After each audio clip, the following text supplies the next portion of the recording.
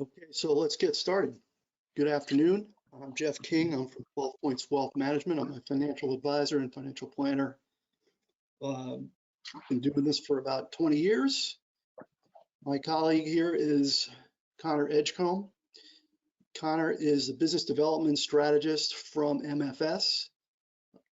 Connor's been with them for about 10 years and he's got a degree in finance, and he's our resident expert in retirement income options and how Social Security kind of interoperates with that. So with that, I'll just hand it over to Connor. Appreciate it, Jeff. Can you hear me all right? Yep, I can. Cool, perfect. Well, good afternoon, everyone. Again, my name is Connor Edgecombe with MFS Investment Management. Really appreciate everyone's time today. I'm on the defined contribution team here at MFS, which means I spend my days talking about retirement, whether that's 401ks, pensions, IRAs, Social Security. They're all important pieces that need to be considered when it comes to preparing for retirement. So I think the title of today's presentation, Preparing for Retirement, it's a fitting title, but honestly, when it comes to Social Security, I have another title in mind, and that is The Good, the Bad, and the Ugly. I'm a fan of old school Westerns, and The Good, the Bad, and the Ugly is one of the best out there. Not only is it a great movie, I also think it's a fitting way to think about Social Security. Social Security is a huge part of the retirement income picture. By the time people are in their 70s, 60% rely on Social Security for over half of their retirement income. I'm going to repeat that.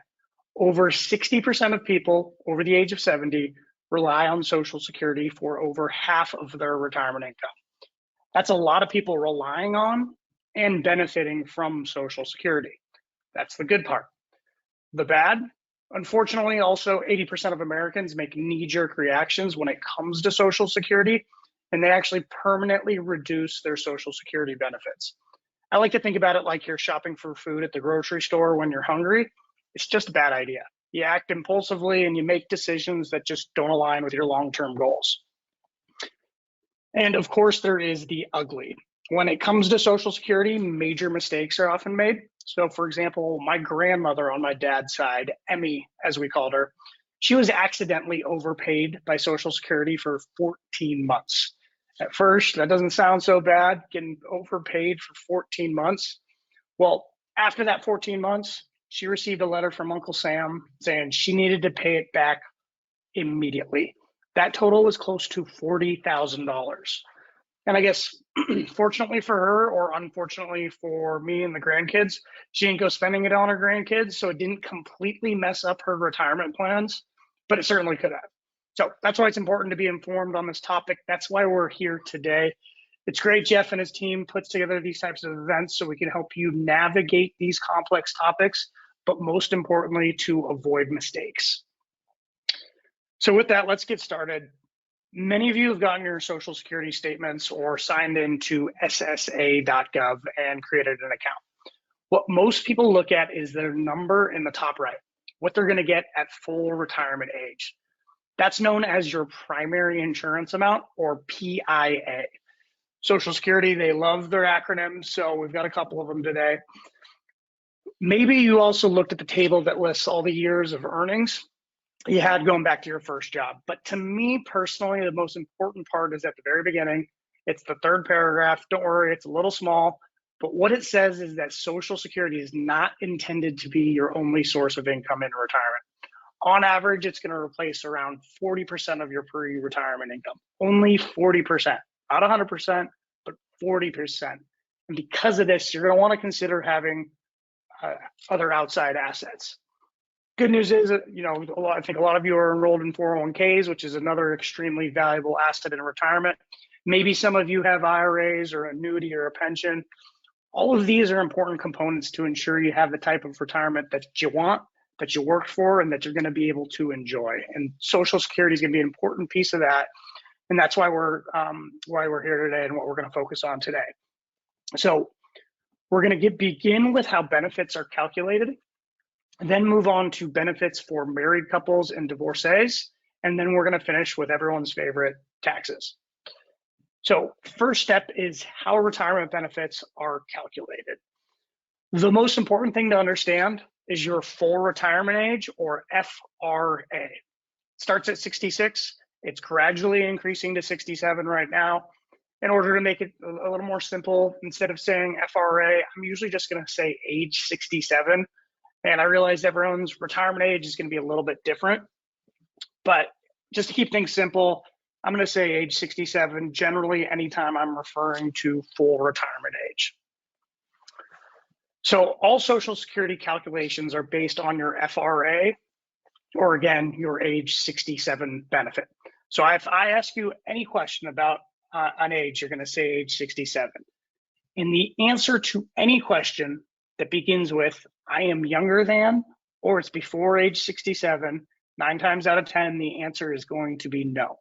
If you have one takeaway from today's session, remember that 9 times out of 10, if you do anything before age 67, there's nothing but reductions, withholdings, and penalties. So for example, here we're showing your retirement benefit. That is what Social Security calls your benefits when you retire. In order to qualify for them, you have to pay in for 40 quarters, and then Social Security averages it out over your highest earning 35 years. Not your most recent, but your highest earning years work. As long as you keep working, even if you're 85, Social Security will go in, select your highest years, and constantly recalculate your benefits. Now, retiring and claiming Social Security are 2 separate decisions. Just because you retire doesn't mean that you have to collect Social Security. So as you can see here, if you claim Social Security before age 67, it's reduced. After age 67, it grows by 8% per year. Technically, it's a monthly increase. So another way to think about it is after age 67, every 3 months, you get a 2% raise. And then this is also on top of any cost of living adjustments. This is key, and this is why it pays to be patient and let your Social Security benefit grow for as long as you can. Now, when it comes to Social Security and working, we have a little bit of a good news, bad news situation here. And this is one of the most important slides and where some of the most common mistakes are made. If you are working, the moment you turn age 67, you can work and earn as much as you want. That's the good news. The bad news, it's only if you're under age 67 and working and collecting Social Security that there's going to be limits on how much you can earn. In 2023, it's $21,240. Quick reminder, this reduction is per person and not per couple. So Social Security only looks at the earnings of the person collecting Social Security, not the earnings of both spouses. They also only care about your wages and not your unearned income. So the good news is you can earn as much as you want before you collect Social Security, but it's only after you collect, and if you're under age 67, that they care about how much you earn. One of the most important things regarding this earnings test is that this test, it applies to any benefit that you could receive. So that's your spousal benefit, that's your survivor benefit, that's your divorce benefit, that's your own retirement benefit. All of these will be temporarily withheld if you're working under the age of 67 and try to claim a benefit. So what does all this mean? What it means is the first question I ask when anyone asks me, hey, Connor, when should I take Social Security? The most important thing to know in every circumstance, are you still working? If you're still working and under the age of 67, the answer is going to be no. It's really that simple. This test is going to cause your benefits to temporarily be withheld, so it's just not worth it. So the question becomes, what do I do when I turn 66? Or what do I do when I retire? Do I take Social Security now, or do I let my benefits continue to grow? And that's when I would recommend talking to your current financial advisor or Jeff and his team about how much you can safely withdraw from your portfolio. If you can live off that amount, maybe consider letting Social Security grow. If, however, you need more than that amount, maybe take from Social Security. I'm going to take a pause there for a second and see, Jeff, did we have any questions come in? Yeah. Nope, you're good. Perfect. Okay, all right. Well, now we're going to move on to options for married couples and divorcees. So I'm going to use my parents as an example. My dad's the higher earner. My mom's the lower earner. I like to use them because it's a lot easier to keep track of saying mom and dad. So even if my mom never worked, she can receive up to 50% of my dad's benefit as long as my mom is age 67. As you can see here, she can receive a benefit at 62, but if she applies then, it's going to be permanently reduced, again, because anything before age 67 leads to permanent reductions. And this is the bad part of Social Security we're trying to avoid, that knee-jerk reaction that we're trying to avoid. In order to receive a spousal benefit, my mom and dad have to be currently married for 1 year. This is different for divorcees, which is a 10-year requirement. If you're currently married, it's only 1 year. In order to receive that, my dad has to be receiving his retirement benefit already. If my dad is not receiving his benefit, my mom can't receive a spousal off of my dad. And if my mom also worked, my mom's going to receive the higher of her retirement benefit or the spousal benefit off of my dad, but not both. Social Security only gives you one benefit at a time.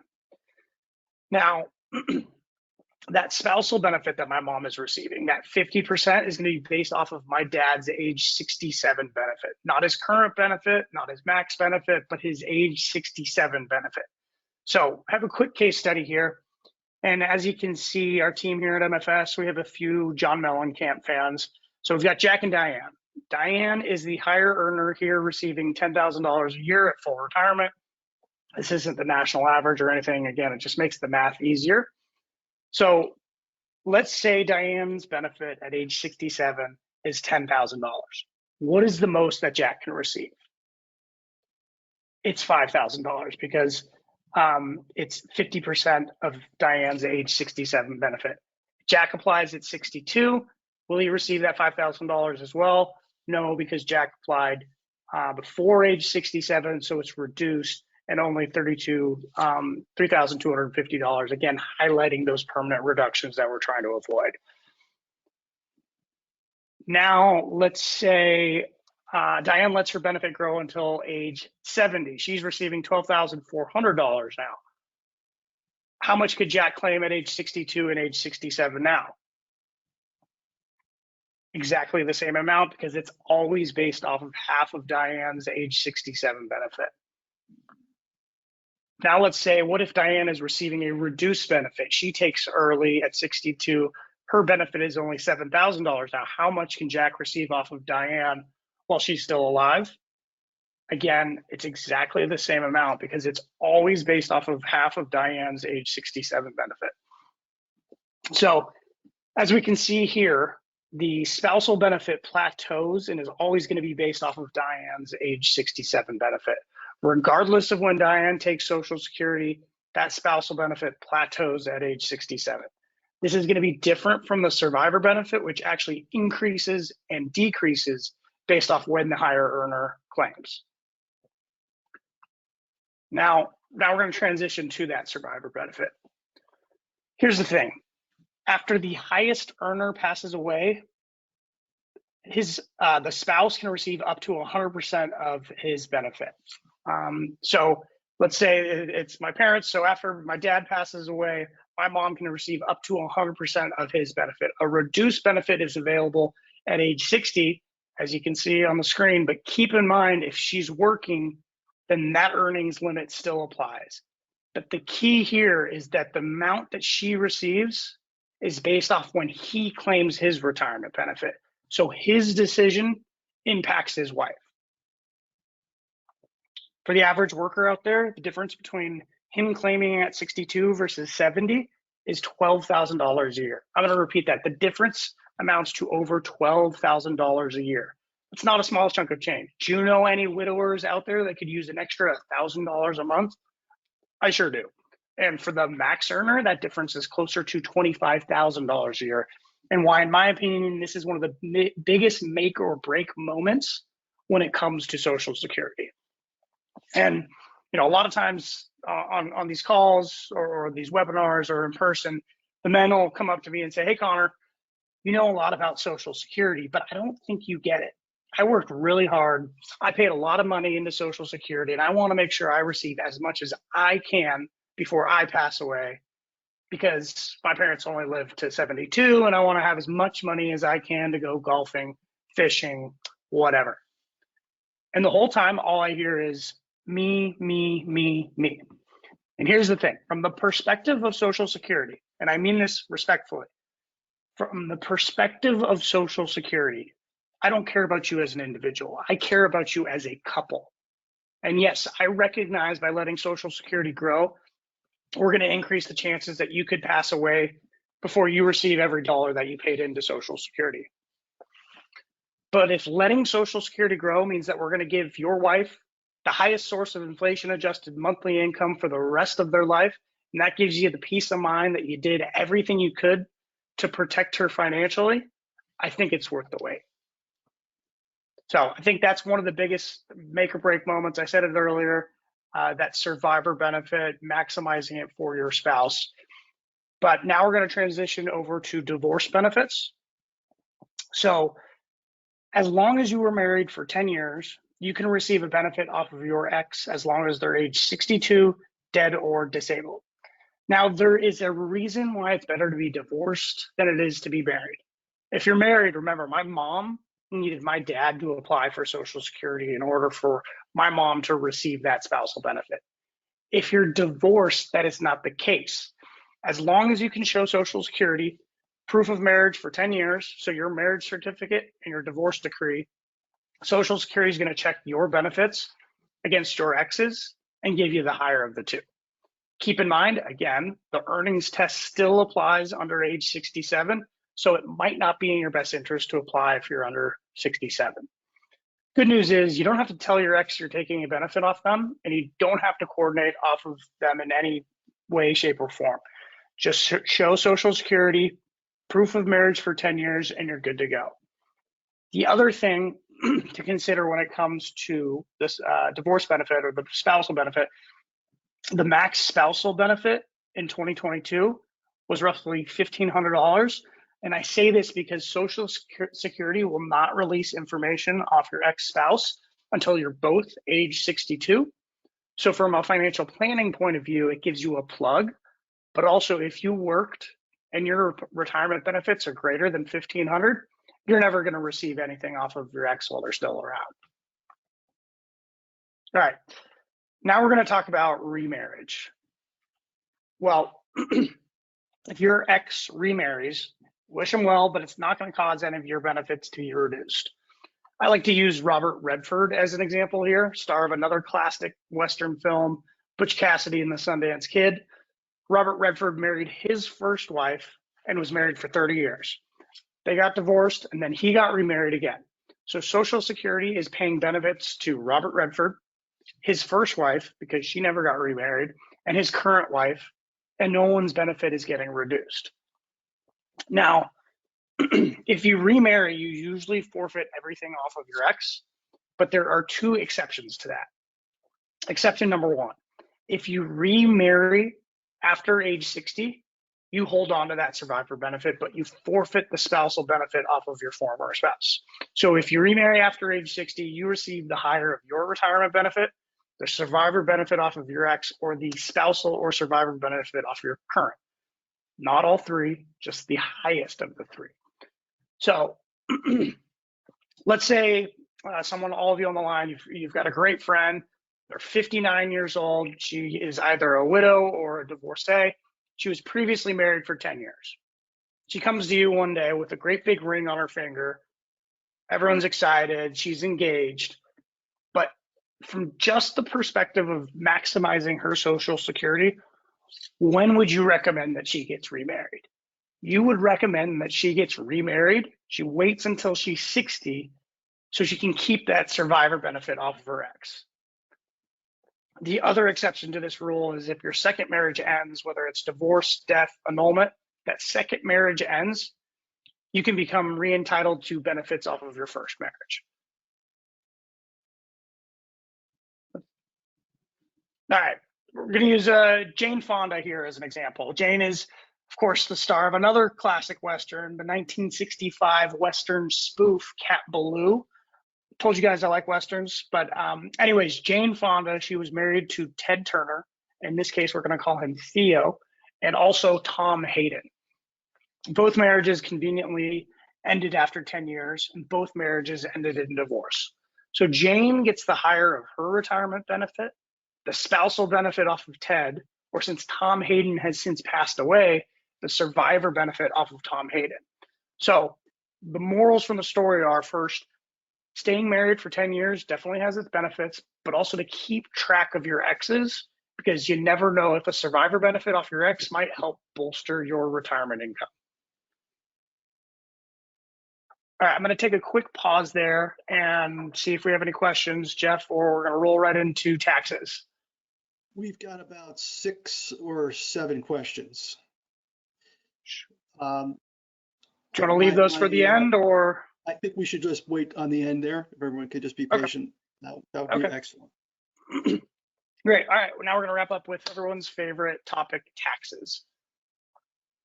So, as we all know, once you start collecting Social Security, your benefits get added onto your income and may become taxable if your income exceeds $25,000 if you're single, or $32,000 if you're married filing jointly. The IRS, they're going to try to tax you from the cradle to the grave. They don't care when you start Social Security. They're going to try to add it to your income to become taxable. But Social Security, they use something called combined income to determine how much of your Social Security benefits get added to your income and become taxable. So combined income includes your AGI, your adjusted gross income. So this is your pensions, your IRAs, your capital gains, dividends, basically everything, plus municipal bond income, but only half of your Social Security benefit is included in that calculation. So the crazy thing is, by letting Social Security grow, you may actually be able to reduce your taxes over the long haul. So this changes that conversation from, do I take Social Security right now, to, if you're interested in controlling your taxes as long as possible, letting Social Security grow may be one of your best defenses against higher taxes, because only half of your Social Security benefits are included in that calculation to determine your overall taxes. Something else to be aware of is that there are some items that are excluded from these calculations. For example, Roths. Roths are excluded from this combined income, whereas all your pre-tax IRAs are included. So if you have a Roth, it changes that conversation from, do I take my Roth or my pre-tax IRA first, to what's the right amount that I can withdraw from both to really minimize my taxes throughout retirement. What this also means, if you're working and you have a Roth option in your 401k or your 403b, maybe consider shifting some of your pre-tax contributions over to a Roth, even if it's just 1 or 2%, just so you have a little bit more control over your taxes when you hit retirement. I think this is a great conversation to have with your current financial advisor or someone from Jeff and his team, again, to talk about how much you can tax efficiently draw down your assets to ensure that they last throughout retirement. All right, so everyone's situation is going to be different. Our rule is to give you some information to lead to a really good discussion with you and your financial professional. So with that, how do you decide when to take Social Security? Here are some things I want you all to consider.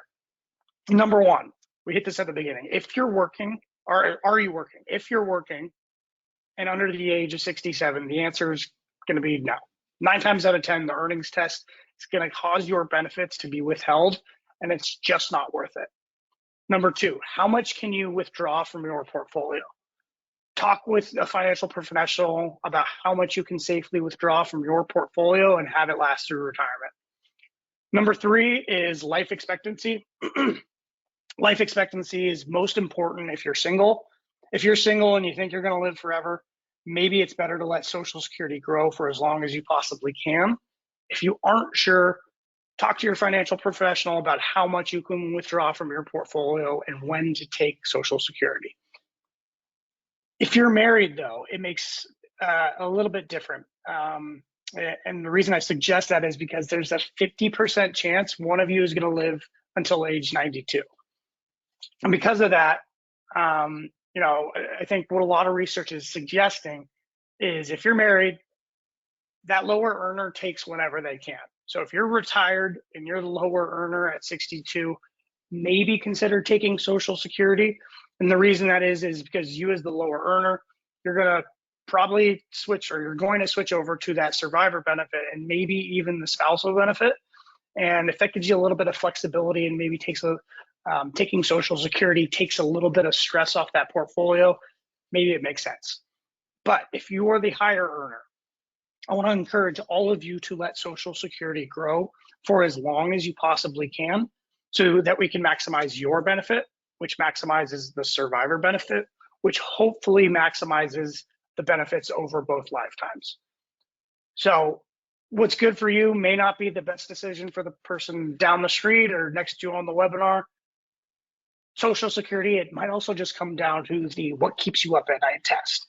If you're sleeping well at night, maybe consider letting Social Security grow. But if you aren't sleeping well, maybe consider taking Social Security. But again, I wouldn't do that without talking to Jeff and his team or your current financial advisor. So I know we covered a lot today. I hope the information that we shared can help everyone avoid the bad, avoid the ugly, and take advantage of all the good that Social Security can offer. But I appreciate everyone's time today. And with that, I will kick it over to you, Jeff, to open it up for Q&A. Excellent. Thank you, Connor. Really, really well done presentation. Just a couple of comments, then we'll get to the questions here. So if I could get the key takeaways out on the table here. So did you say 60% of people rely on Social Security? Or 70%? For over half of their 60% rely on Social Security for over half of their retirement income.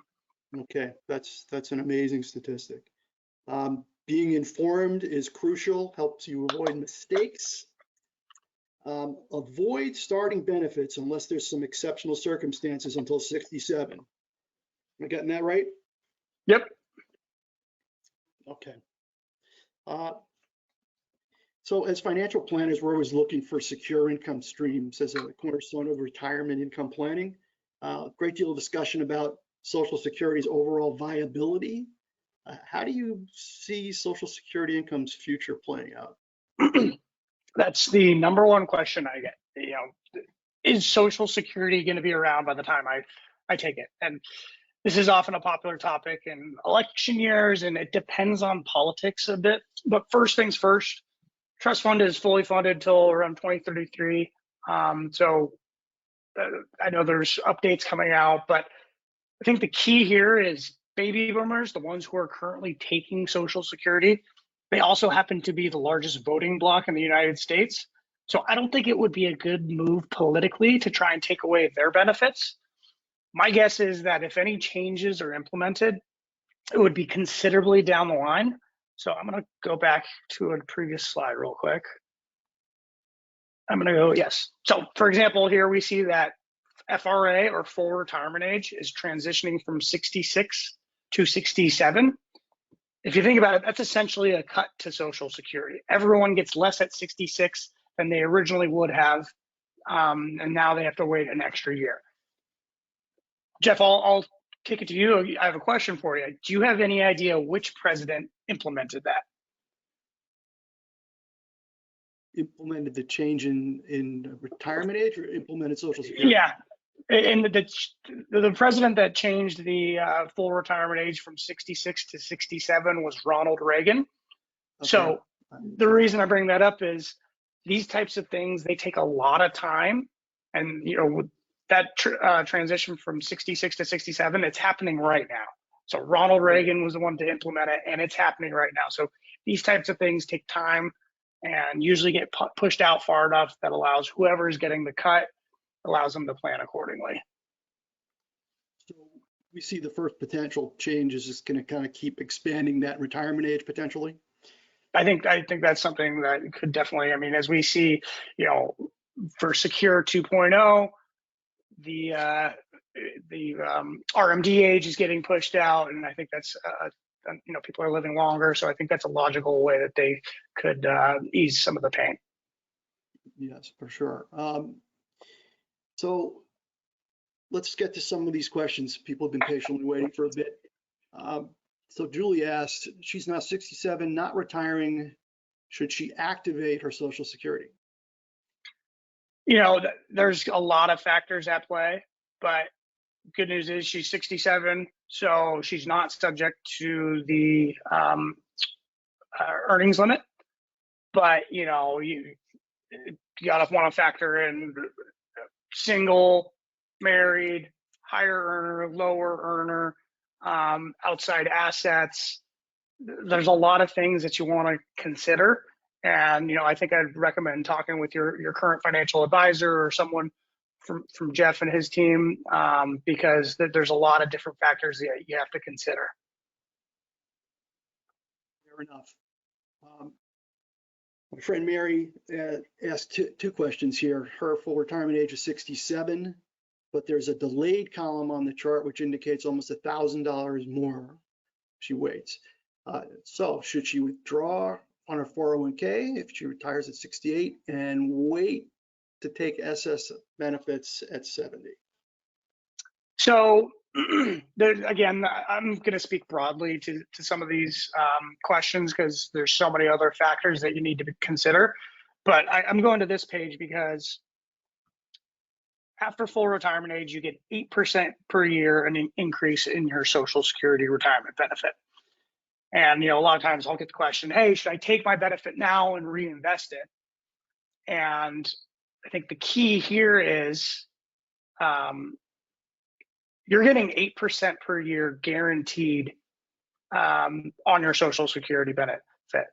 There's no other financial instrument out there that can guarantee you 8% per year that's appropriate risk tolerance for a retiree. That doesn't exist. I think, unless, Jeff, do you know of any asset that exists like that? No, that's a pretty standard part of financial planning is you're not going to be able to get that. The only caveat on the quote unquote guaranteed part is if you die early, right? Or if the benefits are somehow decreased. If some politician is willing to touch the quote unquote third rail, that could count it. Those are what we call tail risks though. So I agree with your statement. Yeah. So, if I just helped my dad take Social Security last week, he turned 70, and the 8% per year was a pretty significant change to his benefit. So, again, everyone's situation is going to be different. If you have, you got to factor in the value of your house. Reverse mortgages are becoming more popular these days, and there's a ton of different things that you need to consider. But that 8% per year on your Social Security benefit is pretty tough to beat. So for pretty much any of the answers we're going to give right now, you should consult with your financial advisor, whoever your current one is, or you could certainly welcome to contact us here over at 12 Points to give you a more definitive, tailored piece of advice. It's one of those things you don't want to try by yourself. Yep. So second part of that question from Mary. So if she dies at age 70, her spouse is 2 years younger, should she wait to collect until she's 70 or get the higher amount? I think probably going to need some more information, but Again, general answers. Yeah, I mean, can you repeat the question? Sorry. So if she dies at 70, her spouse, it's 2 years younger, should they wait to collect until they're 70 or to get her higher amount? So I think there's a little bit of confusion about who has to wait and how long and when the claim starts versus their potential death. Yeah, so who's the higher earner? Who's the lower earner? Going to need some more information. Again, that's probably a question that needs more detail. Okay, we'll definitely get to that. Follow up.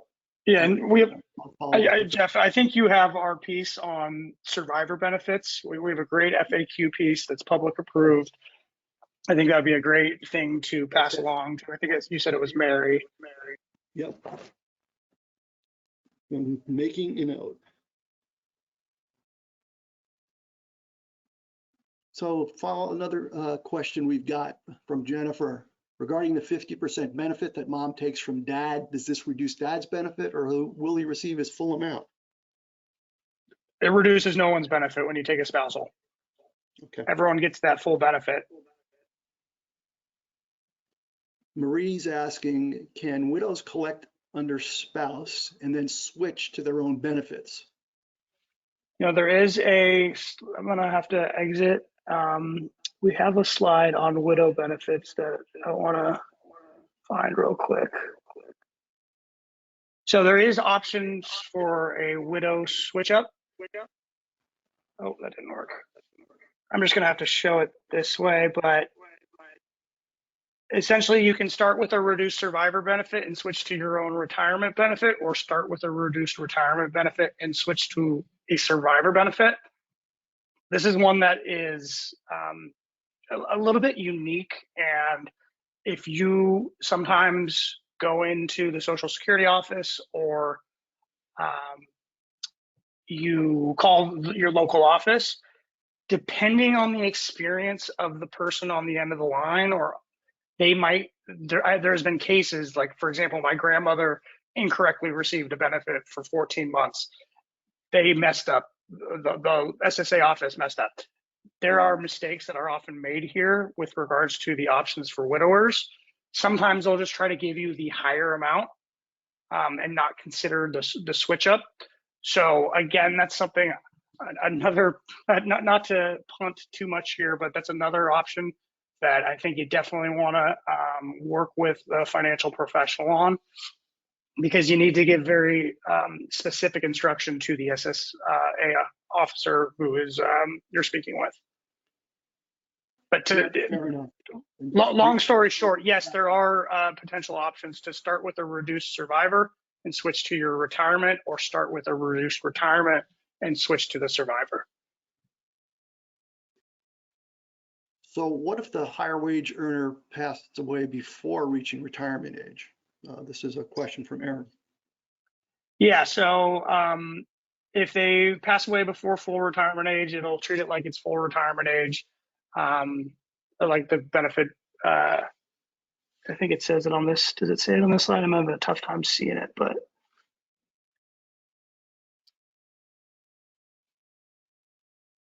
So it'll treat it like if they were full retirement age.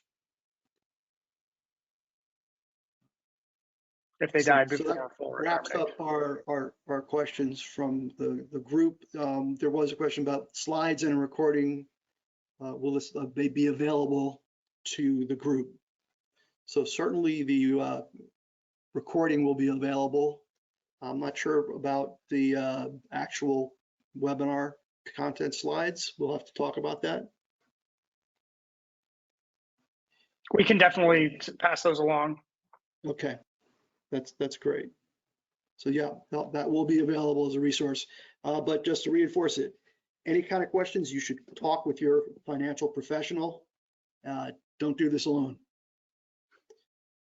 With that, thank you all for attending. Connor, thank you for an excellent presentation and discussions. Much appreciated.